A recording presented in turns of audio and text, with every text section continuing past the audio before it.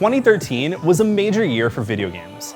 The PlayStation 3 and Xbox 360 had overstayed their welcome, and consumers were looking for the next big thing. Is it too late in its life cycle to get a PlayStation 3, and should I just wait? It was the perfect time to announce the next generation of PlayStation hardware, and Sony did just that. This is the foundation of our next generation platform, PlayStation 4. While on the surface, this may have seemed like just another console launch. It was only 2 years since the infamous hack of the PlayStation Network, 1 year since the Vita failed to set the market on fire, and over 6 years since the launch of the PS3. For Sony, this needed to be a home run. On this episode of IGN Rewind, we'll be taking a close look at the launch of Sony's 4th PlayStation console and dive deep into how the PlayStation 4's launch would set the groundwork for one of Sony's most successful video game endeavors yet. This is the launch and reveal of the PlayStation 4.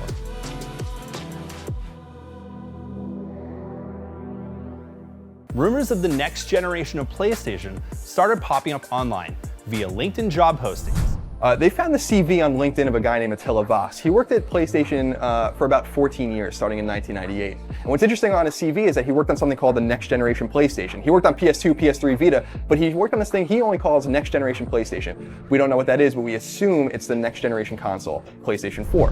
While numerous industry experts were speculating and discussing why they wanted a new PlayStation, there wasn't any official confirmation from Sony regarding a new console. Rumors hit the internet about the PlayStation 4, Sony's next home console. Very exciting. What's a code name? Codenamed Orbis. Oh, that's a hell of a name. Woo! That's a thing. Now, the rumors have a few details to them, including the CPU and GPU, which I don't think are as exciting as a couple other pieces of information, including the fact that it apparently will not play PlayStation 3 games. Whoa, there's going to be some sort of restriction placed on the system's ability to play used games. Now, we also heard that there's a potential holiday release for 2013. So with all that said, Colin, true or fake?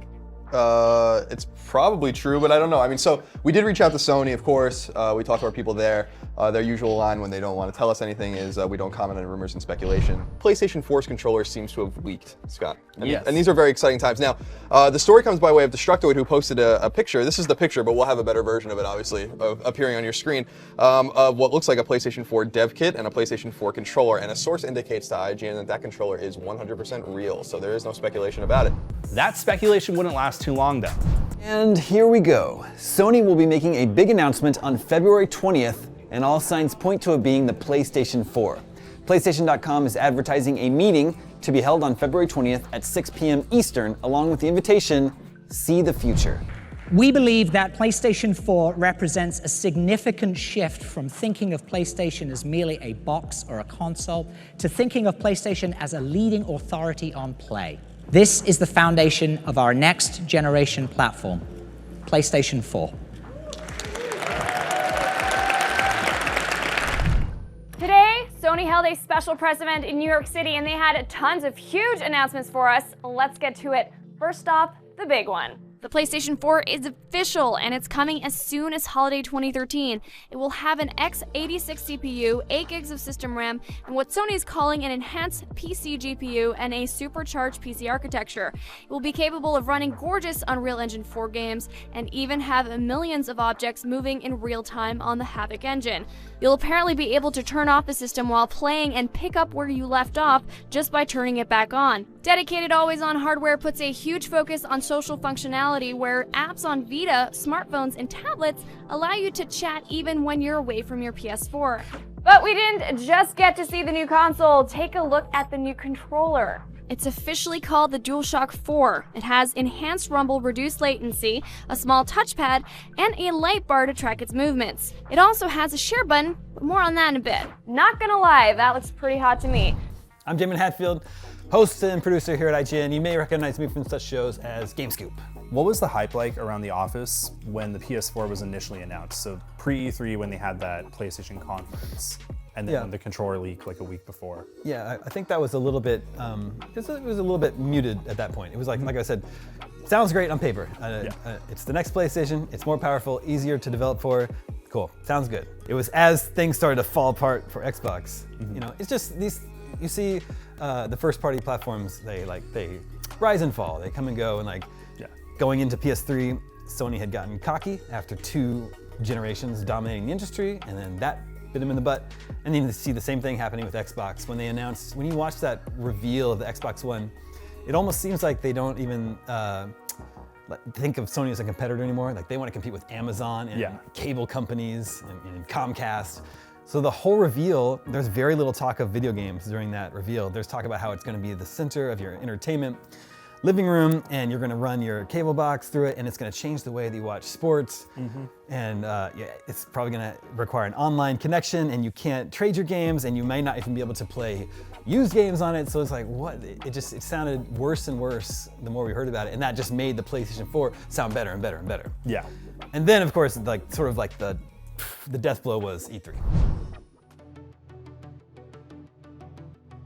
This is going to be a bigger than normal E3 with a lot of focus on next generation consoles. E3 2013 was an electrifying conference because not only was Sony showing off their new console, but Microsoft was also showing off their new Xbox. Even though Microsoft's press conference was aired before Sony's by a few hours, the reception of their event was received in a less than stellar way and ultimately led to diminished sales and a major blow to their brand's reputation. But that's another story for another time. Fortunately, we have a product for people who aren't able to get some form of connectivity. It's called Xbox 360. Right. Later that evening, all eyes were on Sony and the PlayStation 4. Like an hour, and we're like, yeah, this is okay. We got called back here at an hour, and Dame and I were like, it's been a solid conference. I'm waiting for the knockout punch, and then they just came out and beat the body to death. Like, I mean, it's 6.5 years I've covered PlayStation for IGN. I'm so used to them coming out and just screwing it up. I know. And they're coming out and they're like, no, we got this. Oh my God. E3 Holy 2006, geez. they screwed it up then. Oh, when they yeah, announced it. $600. $599 US. Oh my God. I don't know. So where do we begin? You have to. It was backloaded. This whole thing. Yeah. Oh yeah. I mean, like they were teasing us the whole way. Yeah. Yeah. And exactly, I loved it. You wanted more. I wanted more. They showed a hell of a lot of Oh games. my God. Yeah. The bombshells were the price. The biggest question on everyone's mind was saved for the end of the conference. Everyone wants to know, what's it going to cost? Sony revealed that the PlayStation 4, which arrives this holiday season, will be priced at $399 US, 399 euros, and 349 pounds sterling. 20% less than the Xbox One. Damn. The most notable thing to come out of the entire press conference, besides the console itself, wasn't an announcement for anything Sony was selling, but a direct shot at Microsoft Xbox One's always online DRM. This is how you share your games on PS4.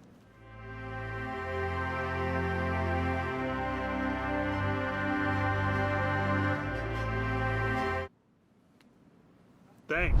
This bold jab at the competition was what Sony needed to hammer its gaming-first messaging and solidify its player-first stance for the next generation of consoles. I think they handled it as pretty, they took that probably as far as you could without being like distasteful. The PS4 reveal was a massive success, and Sony managed to not only reinvigorate the PlayStation brand, but also amplify the competition's confusing messaging around its next Xbox console. There were lots of people who gave their opinions on that issue to my Twitter account before E3. It's not that our hardware policies are decided strictly based on user reaction like this, but when we were thinking about what we had to bring across and how to bring it across, it was a very useful source. Considering how Sony referenced the feedback Microsoft had received towards the end of its conference, it appears that even if the backlash didn't dictate what the Japanese company decided to do with the PS4, it was happy to capitalize on the negative reaction. SCE Japan Asia President Hiroshi Kawano added, "As of now, I feel like we're getting a very positive response. For this system, we made a list of what people expected from us, debating over each point, with user feedback forming the main basis for the list. The software makers are also telling us that they feel like they really make some fun stuff with it. A new platform always provides the basis for new forms of play, so I'd like to see it connect to a revitalization of the marketplace." It's the fact that I think for E3 and what E3 is designed to be, PlayStation won it. I think Microsoft had better games. I was more excited about their game lineup, but only because I already knew they came out and showed like updated versions for PlayStation games, right? And I was like, that's awesome. And then what I got excited about the PlayStation was the price, and then standing up for gamers like we've talked about, and doing all these different things. This is the time more than ever where you need to win on policy, because a few years ago Sony announced the PS3 and they said it's $599 US, and people said no. And had they said yes, game consoles would forever be $600+, but they weren't. And we changed that, right? And we spoke with our wallets. And this time around, Sony said, we're not going to do the used game thing. We're not going to rip people off. And they stopped that dead in its track. And if you're doing that, you're an ass. Right. And you're ripping people off. And that's the tone they set. And that's more important than any game in the world. The games will come later, but if the platform doesn't rip you off out the box, it's a good place to start. In those first party conferences, there's always sort of a level of like one-upmanship, and they're always trying to outdo each other. But that year is like, I've never seen any of the first parties be so blatant in their like thumbs up to Xbox. Like Jack Tretton, just they addressed deliberately the fact that their console was not going to require any sort of online connection. You can trade your games, you can play used games. They're just like they hit every weak point that Xbox had sort of revealed for themselves. Yeah, Sony took advantage of.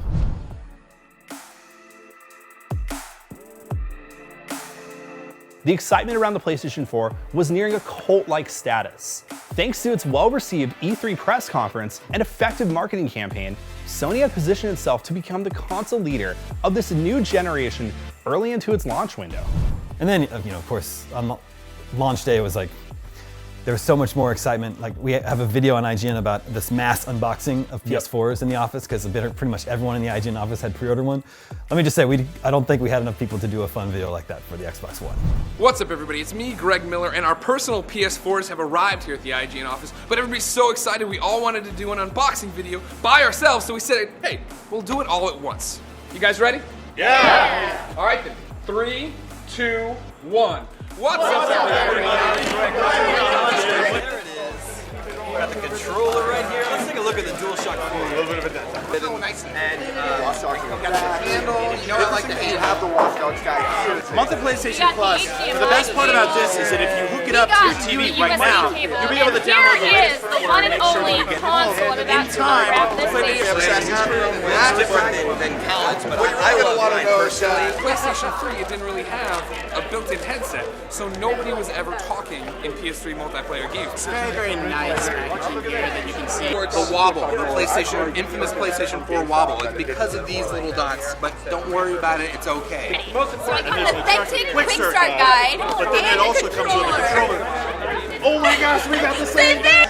That's why this is the most revolutionary console ever made, since the GameCube at least.